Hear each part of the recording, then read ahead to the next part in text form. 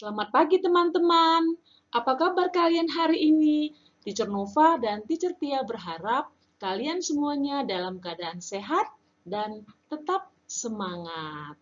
Ya, untuk hari ini sebelum kita mulai belajar, marilah kita berdoa terlebih dahulu supaya ketika kita belajar kita diberikan kepintaran oleh Tuhan.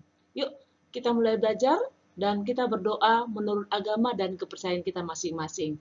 Berdoa dimulai.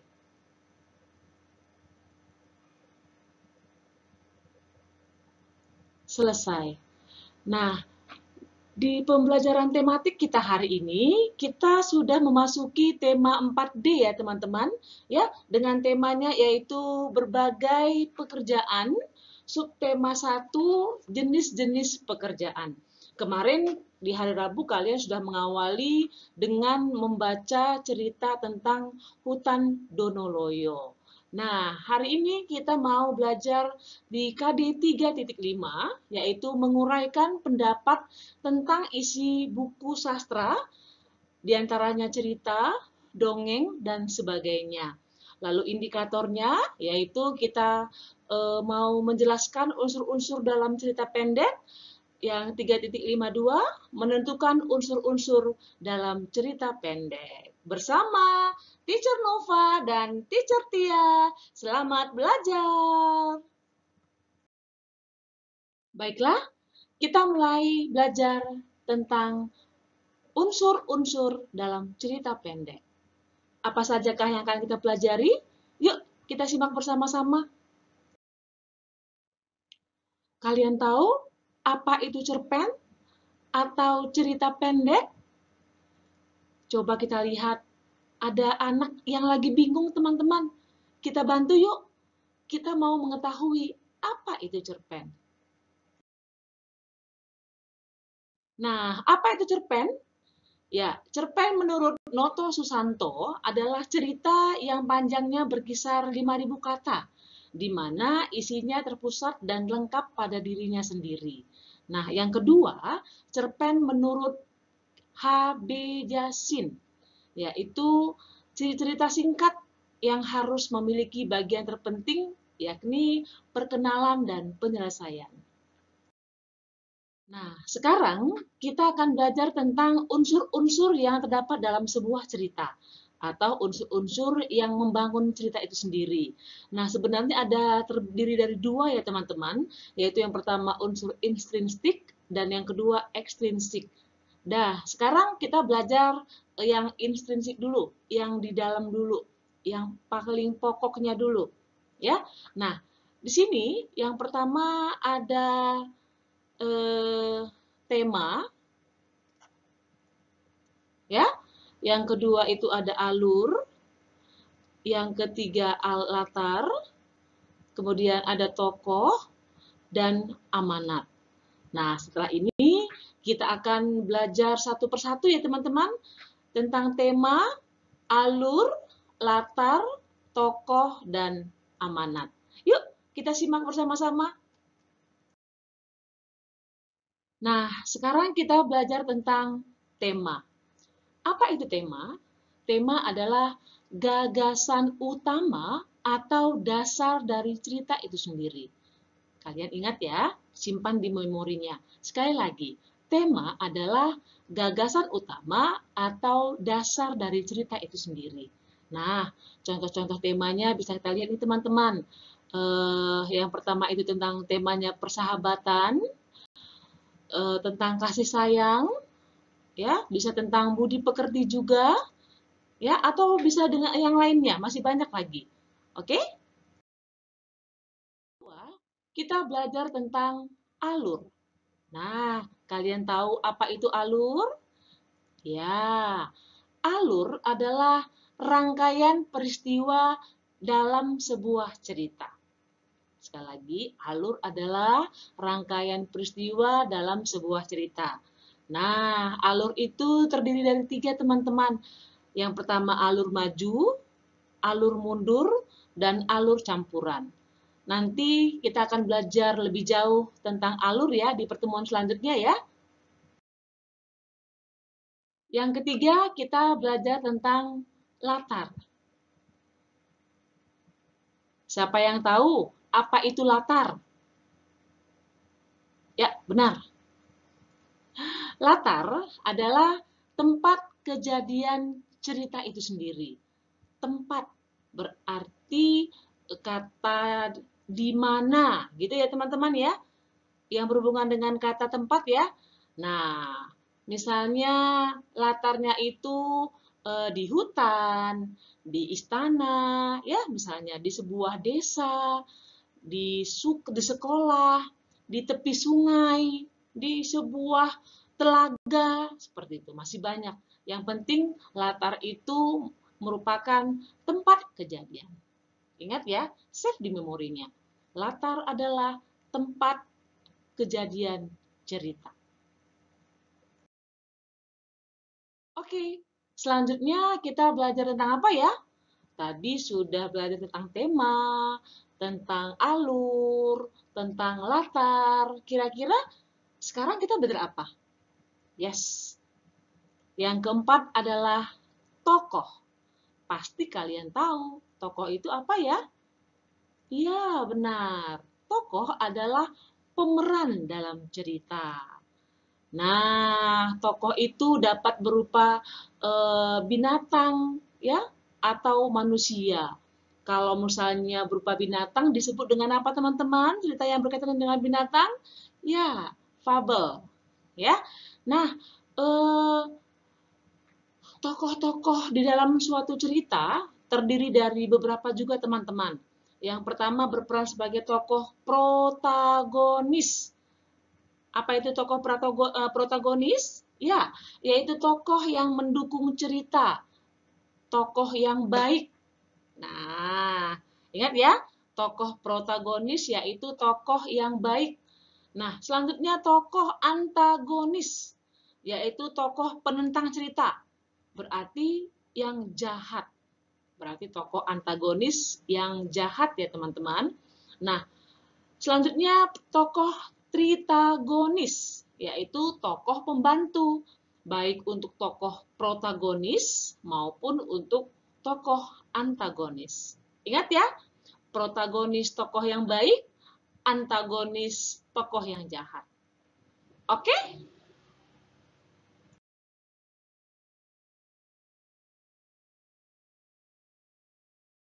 Terakhir kita akan belajar tentang apa? Ya, amanat. Apa itu amanat? Amanat adalah pesan moral atau nasihat yang ingin disampaikan dalam sebuah cerita.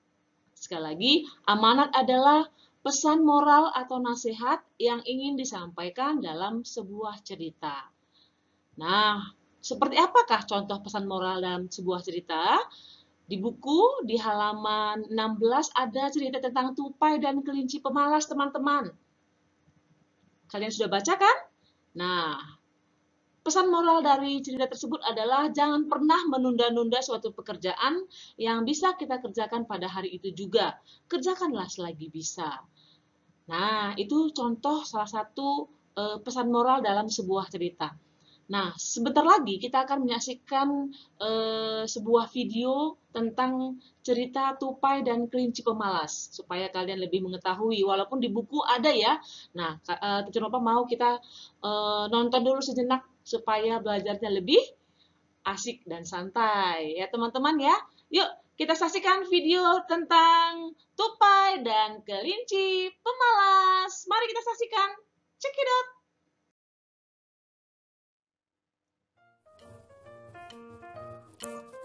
Tupai dan kelinci pemalas. Di sebuah hutan, tinggallah dua sahabat.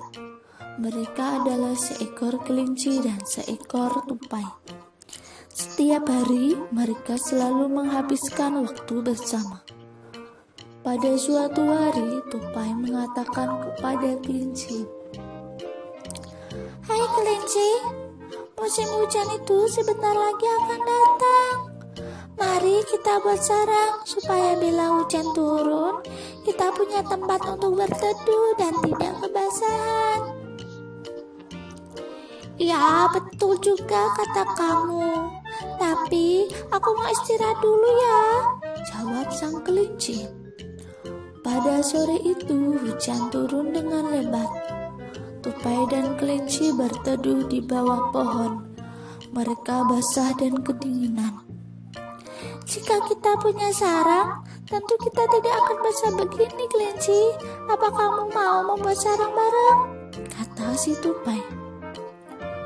Ya, betul juga apa yang kamu katakan. Besok pagi kita akan buat sarang ya, kata si kelinci. Keesokan paginya cuaca sangat cerah. Tupai kembali mengajak kelinci untuk membangun sarang. Kelinci, lebih baik kita pergi cari kayu untuk membangun sarang, kata si tupai. Ya, tapi bukan sekarang ya. Kita masih ada banyak waktu lagi. Mari kita pergi cari makan. Aku sungguh lapar, kata si kelinci. Mendengar jawaban kelinci, tupai menggeleng-geleng melihat sikap sahabatnya itu. Pada sore itu hujan turun lagi. Tupai dan kelinci basah kuyup karena tidak ada tempat untuk berteduh. Alangkah baiknya jika kita ada sarang, kata si tupai. Besok kita harus buat sarang, kelinci. Saya tak ingin terus basah seperti sewaktu hujan. Kelinci pemalas itu tidak menghiraukan keluhan sahabatnya. Ya, kita tunggu besok aja lah, kata si kelinci. Pelajaran yang dapat diambil dari cerita tersebut yaitu jangan pernah menunda-nunda suatu pekerjaan yang bisa kita kerjakan pada waktu itu juga. Kerjakanlah selagi kita bisa. Dongeng ini ditulis oleh Rahmat Fauzan. Dongeng dan cerita anak.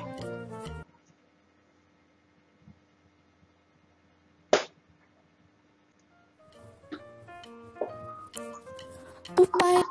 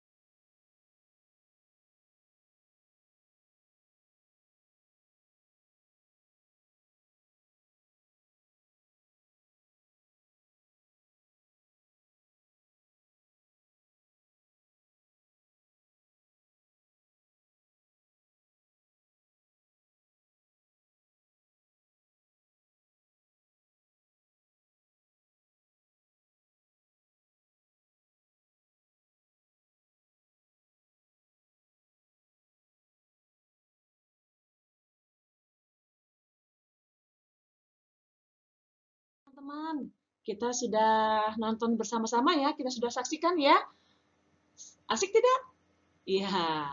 Nah, sekarang tiba waktunya kita mau menentukan unsur-unsur dalam cerita Tupai dan Kelinci Pemalas. Yang pertama, temanya tentang apa teman-teman?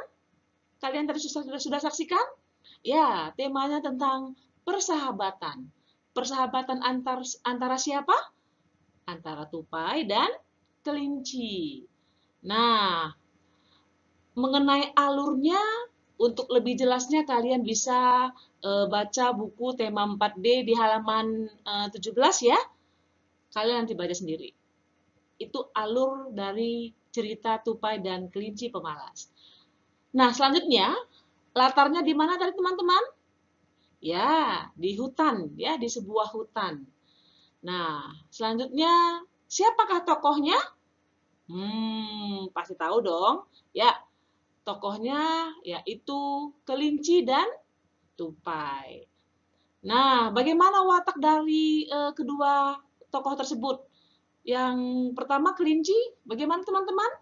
Ya, dia pemalas ya. Sedangkan tupai rajin dan pantang menyerah. Nah, amanatnya, ya, pesan moral yang bisa kita ambil dari cerita Tupai dan Kelinci Pemalas adalah jangan malas dan suka menunda-nunda pekerjaan karena akan merugikan diri sendiri, sama seperti kelinci ya, karena dia menunda-nunda pekerjaan, akhirnya di saat musim dingin dia kedinginan ya. Nah, teman-teman, sekian dulu pembelajaran kita hari ini. Mudah-mudahan kalian paham ya dengan penjelasan teacher barusan. Nah, sekarang untuk kegiatan kita hari ini, hari Kamis tanggal 8 Oktober 2020, kalian mengisi 2 tabel di buku paket 4D halaman 19. Terlebih dahulu kalian membaca cerita di halaman 18. Cerita tentang tupai dan ikan gabus. Harus dibaca ya, supaya kalian bisa mengisi tabel-tabel yang di halaman 19. Nah, tulis dengan tulisan yang rapi dan kirim ke teacher paling lambat hari ini ya, pukul 16 atau pukul 4 sore. Selamat mengerjakan. Salam sehat dan tetap semangat!